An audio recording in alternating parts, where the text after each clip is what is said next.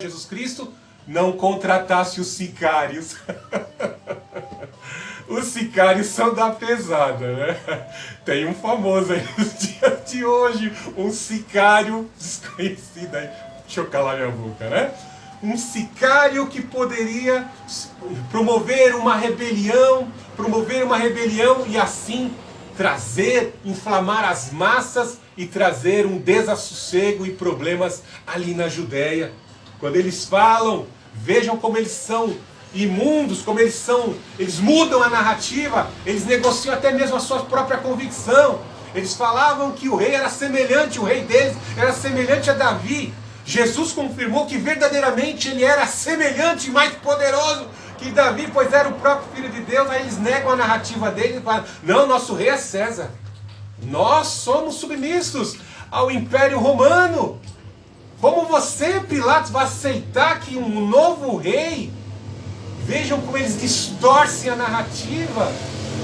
Veja, eles não encontraram nenhuma acusação contra o Filho de Deus. Eles estavam revoltados, principalmente se lembrando que o Senhor Jesus Cristo entrou no templo, não foi uma vez só, por 2 vezes em seu ministério, e viu todas as atividades dos cambistas, aos quais ali eram realizadas, e o sacerdócio fazia vista grossa.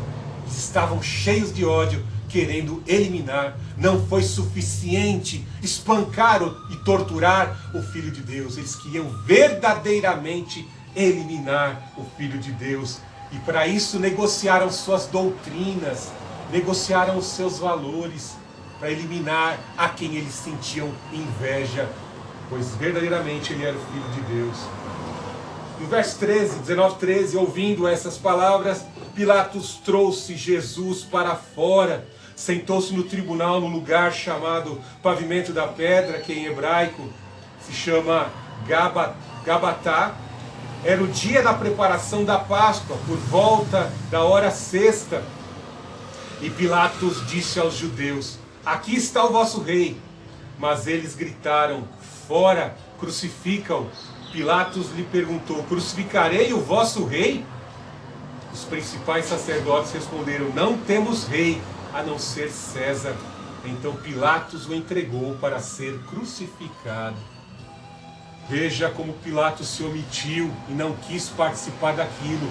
Ele afirmou para Jesus que tinha autoridade para impedir a crucificação. Mas diante da pressão do poder religioso, daquela casta religiosa inflamada por Satanás, eu entrego ele para vocês. Os judeus bem sabiam que não poderiam matar alguém por juízo deles. Pilatos era uma pessoa gentílica e não tinha compromisso algum com a religião. Ele tinha simplesmente que manter a paz no seu governo. Ele não queria infortúnios na sua administração. E ele entrega o inocente, o Filho de Deus, para ser crucificado. Veja que isso vai trazer maldições terríveis. Negociar a doutrina, negociar os valores, para poder se manter no poder, para poder sair bem na fita, vai trazer condenação terrível para os judeus naquela época. Que caia sobre nós, no outro evangelho é dito que caia sobre nós o sangue deste justo, sobre nós e os nossos filhos. Quão terrível foi que eles escolheram César. E nós vemos que um dos imperadores, né? Um dos imperadores que eles escolheram é o nosso Senhor César. Então César, na pessoa de Tito e de Vespasiano, vão destruir Jerusalém. Vão destruir a Judéia. Num cerco que durou 3 anos e meio. Metade de uma grande tribulação. Atos de canibalismo foram praticados. Ai das grávidas, ai das que amamentam naqueles dias terríveis. Foi apenas uma demonstração do que escolher a César, do que escolher o Filho de Deus. Trouxeram maldição sobre as suas vidas e sobre os seus filhos. A cidade ficou toda desconfigurada pela destruição.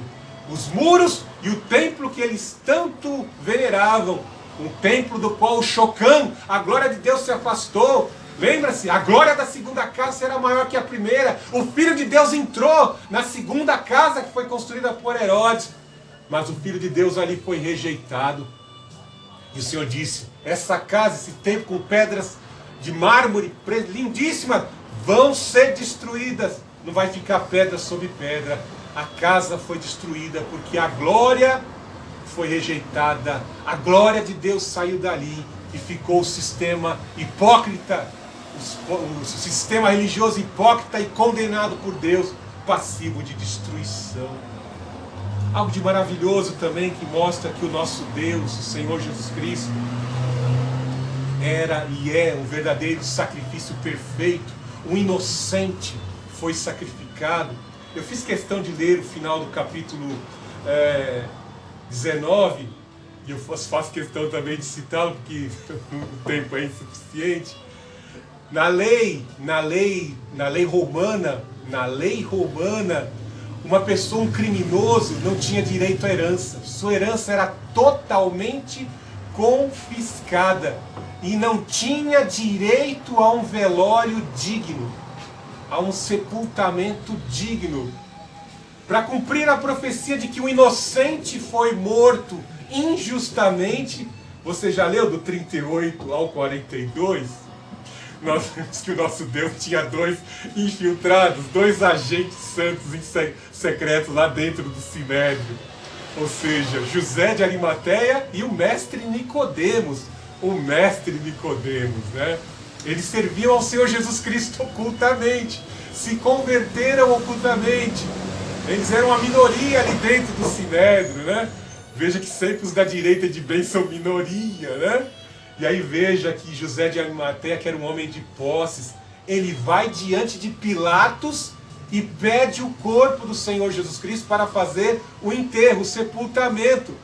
E pela lei romana, culpado, criminoso, maldito, que morreu na cruz, não tem direito à herança, não tem direito a sepultamento digno. Veja que Pilatos concedeu, vai lá, retire o corpo do justo, do inocente e sepulte conforme a sua religião. José de Arimateia foi lá, pede o corpo a Pilatos para que permitisse levar o corpo de Jesus. E Pilatos permitiu então, e ele foi e o levou. E aí veja a oferta que Nicodemos dá para o Senhor, uma oferta caríssima para aquela época. Veja no verso 39. 19:39. E Nicodemos, que havia se encontrado com Jesus de noite, acompanhou levando cerca de 100 libras de uma mistura de mirra e aloés. Olha que coisa maravilhosa, né? Assim como aquela adoradora Maria, né? Mulher que um dia mulher de pecados, né? Irmã de Marta, irmã de Lázaro, né?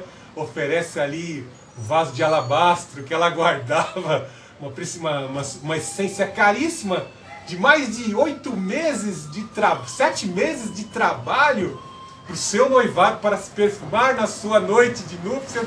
Ela derrama ali aos pés do mestre e adora o mestre. Veja que o Nicodemos também preparou aqui, desembolsou uma oferta que tem valor, né? Para oferecer um velório, né? Um enterro digno para o Senhor Jesus Cristo. Veja no verso 40, tomaram, pois, o corpo de Jesus e o envolveram com panos de linho, com as especiarias, como os judeus costumavam fazer em preparação para o sepultamento. No lugar onde Jesus foi crucificado havia um jardim, e ali estava um sepulcro novo, no qual ninguém havia sido colocado. Veja que há a profecia de que o Senhor seria enterrado entre os ricos. Aquele que vivia de ofertas e contribuições para exercer o seu ministério. Ele diz: as raposas têm os seus covis, os pássaros têm seu ninho, mas o Filho do Homem não tem onde reclinar a cabeça. Veja que ele foi enterrado entre os ricos, numa grande propriedade. Somente os ricos poderiam ter ali na sua propriedade um local onde os seus familiares eram enterrados. E o cemitério, entre aspas, não havia nem sido inaugurado, como diz no verso 42, ou melhor dizendo, no verso 41. Louvado seja o Senhor Jesus Cristo. Em todos os momentos da crucificação, as palavras do Senhor Jesus Cristo trouxeram vida. Entre os dois criminosos que estavam ao lado do Senhor Jesus Cristo, que mereciam estar ali pagando o preço dos seus pecados, a punição, Um continuou blasfemando até o fim, resistente à obra do Senhor Jesus Cristo. O outro reconheceu que verdadeiramente ele era o rei. Ele reconheceu que era o rei e em arrependimento disse: Mestre, lembra-te de mim, Senhor Jesus, quando entrares no teu reino. Ainda hoje estarás comigo no paraíso. Até na cruz o Senhor Jesus Cristo ofereceu salvação. E é o que Ele oferece para a tua vida neste exato momento. Algo de maravilhoso também que eu gostaria de comentar acerca da salvação que o Senhor Jesus Cristo nos oferece. Muitos pregam que o sacrifício, a salvação será universal. Cuidado, não caia no engodo daqueles que interpretam a Bíblia sobre a ótica marxista, universalista, onde o pecado é tratado como doença, sendo levado aos psiquiatras, aos psicólogos, aos especialistas. Cuidado com isso, cuidado! Pecado tem que ser tratado com o médico dos médicos, o Senhor Jesus Cristo, pela confissão e pelo arrependimento e pela cobertura no sangue do Senhor Jesus Cristo.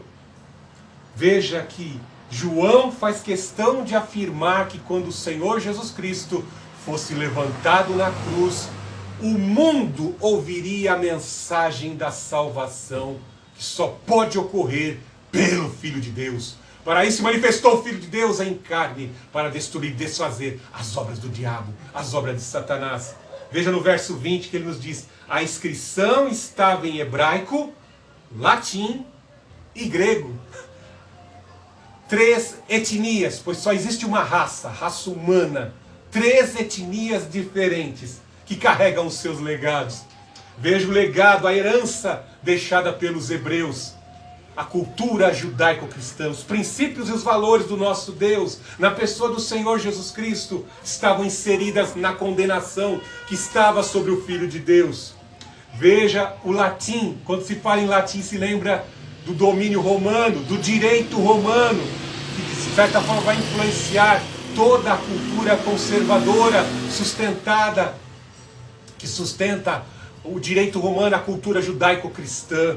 E veja o grego, o legado da cultura grega, a língua que dominava aquela época e que foi, de certa forma, a sustentação escrita para que todos aqueles que fossem dominados do período do Império Romano pudessem ler a palavra de Deus. Na cruz do Calvário se abriu um grande caminho para que pudessem compreender que a salvação está tão somente em Cristo Jesus. Por isso ele estava ao centro e por isso ele foi levantado. E a sua condenação ali de todos os povos, todas as etnias, a maldição de todas as etnias estava ali inseridas sobre o sacrifício do Senhor Jesus Cristo. Mas pelo legado dessas etnias, da cultura, das letras, do conhecimento, a salvação poderia ser assim proclamada entre todos os povos. Louvado seja o Senhor Jesus Cristo nessa manhã. Ele foi crucificado pelos nossos pecados. Ele ressuscitou num domingo, ao 3º dia, para nos trazer a esperança da ressurreição dentre os mortos. Todo aquele que crê em mim, ainda que morra, viverá. Louvado seja o Senhor Jesus Cristo.